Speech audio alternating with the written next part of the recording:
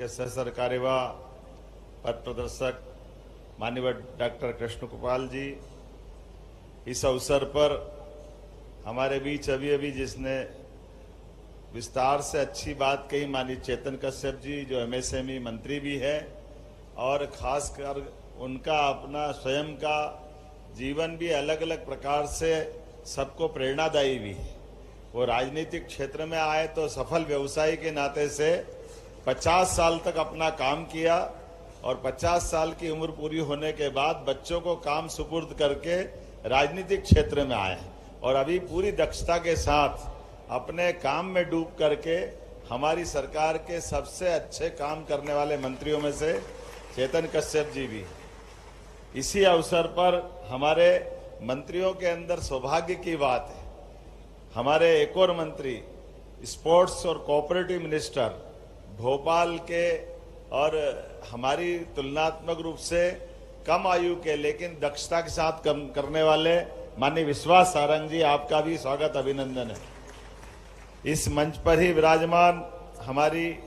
यहाँ की पूर्व महापौर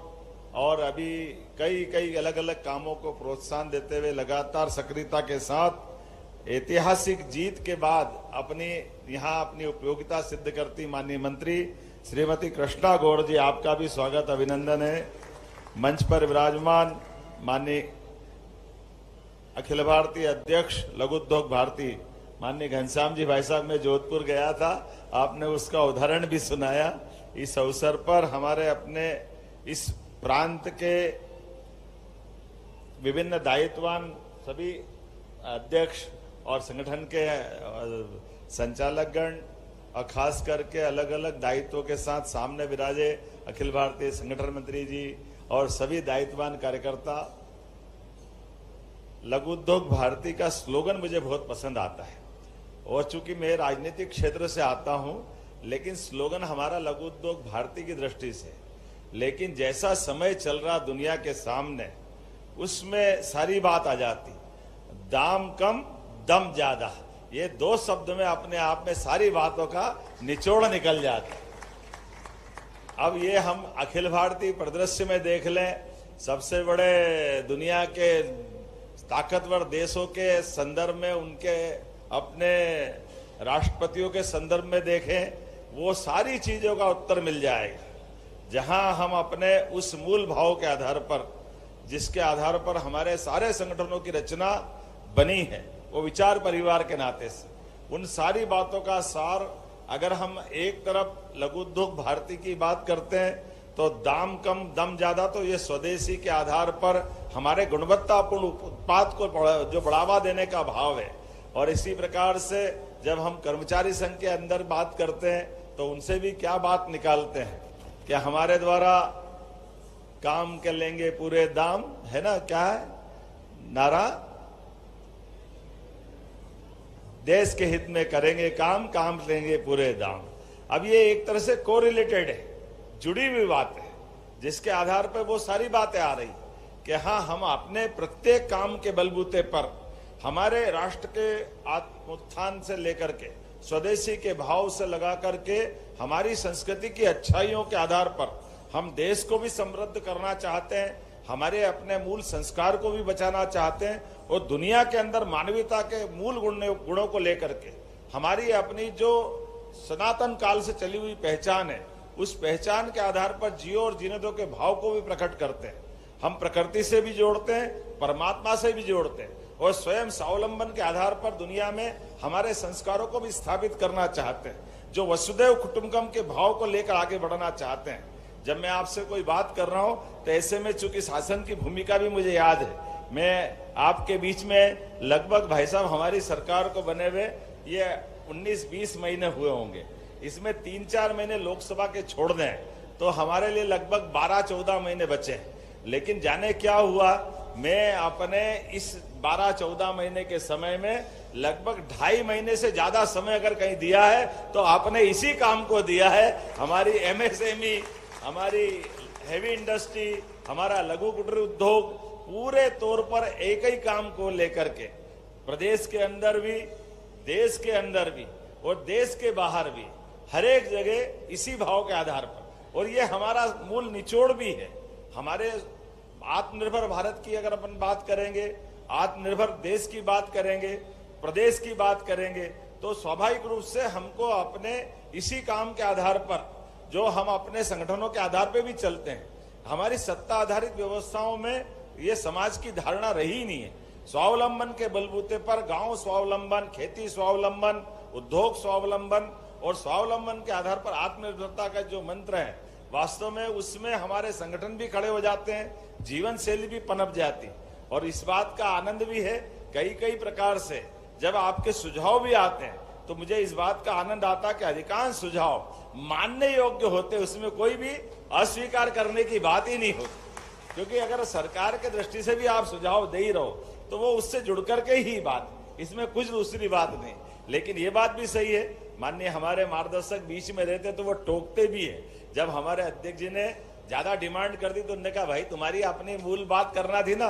ये तो मीटिंग करके कर लेना, जहां आपको डिमांड देना डिमांड नहीं, 1 घंटे तक बात करना, 2 घंटे बात करना। लेकिन अगर हम अपने लघु उद्योग भारती के कार्यक्रम में हैं, कार्यालय का लोकार्पण है, बड़ी संख्या में लोग जुड़ रहे हैं, तो हमारे मूल उद्देश्य क्या है उस पर भी बात करना चाहिए। मैं धन्यवाद देना चाहता हूं भाई साहब, आपने मेरे को भी बचाया और मूल रूप से संगठन का अपना जो भाव है उस मंत्र को भी सिद्ध करने का प्रयास किया, क्योंकि मैं आपसे 100% सहमत हूं। ये बात सही है, ऐसे ही तो सारी बात बनती है और चलती भी ऐसी है। लेकिन ये बात अलग है कि हमारे मूल संगठनों के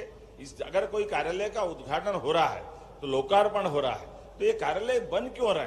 कार्यालय हमारे काम का आधार है। कार्यालय हमारे काम के आगे बढ़ने के लिए, प्रेरणा देने के लिए कई प्रकार से हमको लाभान्वित भी करता है और ऊर्जा भी देता है। ऐसे में एक भवन का लोकार्पण हुआ है, मेरी अपनी ओर से बधाई देना चाहता हूं लघु उद्योग भारती के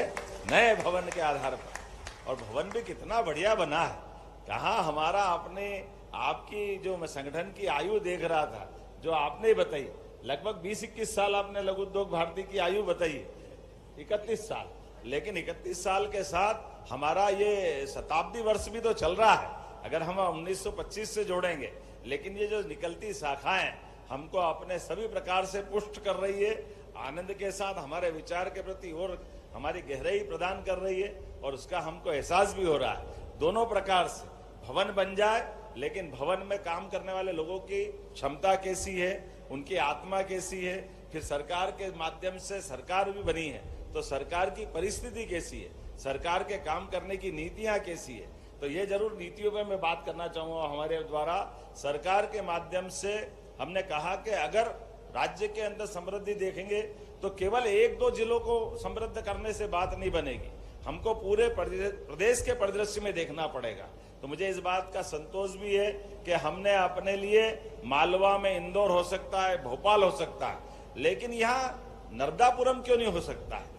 रीवा क्यों नहीं हो सकता है। हमारे छोटे छोटे स्थान, शहडोल जैसे स्थान पर भी हमारे उद्योग संवर्धन के लिए इंडस्ट्री कॉन्क्लेव क्यों नहीं होना चाहिए। इसलिए प्रत्येक संभाग पर बीते साल हमने हर एक जगह सभी विषयों को मिला करके अपनी इंडस्ट्रियों की शुरुआत कराने के लिए सभी प्रकार के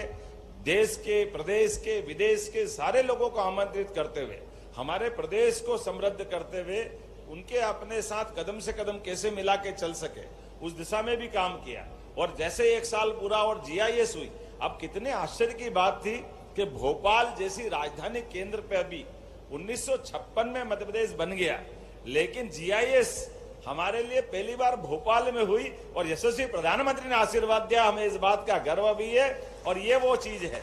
जिसके आधार पर हमने कहा कि हमारे राजधानी और ऐसे हुए जुड़े हुए प्रत्येक नगर पे ध्यान जाना चाहिए। और जीआईएस के बाद अब हमने अपने अलग अलग उद्योगों पे, कि हमारे जिले में भी अगर माइनिंग के सेक्टर में कटनी का वजन है तो कटनी में देश भर के अलग अलग माइनिंग सेक्टर के लोग आना चाहिए। हमारा हिम्मत तब बढ़ी थी जब हमने पहली बार ग्वालियर जबलपुर में इंडस्ट्री कॉन्क्लेव की। कितना आश्चर्य लगता, ग्वालियर कहाँ इतनी बड़ी आबादी का नगर और ग्वालियर की कीर्ति प्रसिद्धि अलग अलग काल में अलग अलग प्रकार से, लेकिन जब बड़े बड़े उद्योगपति आए उसमें उन सारे लोगों ने कहा हमने तो पहली बार ग्वालियर देखा।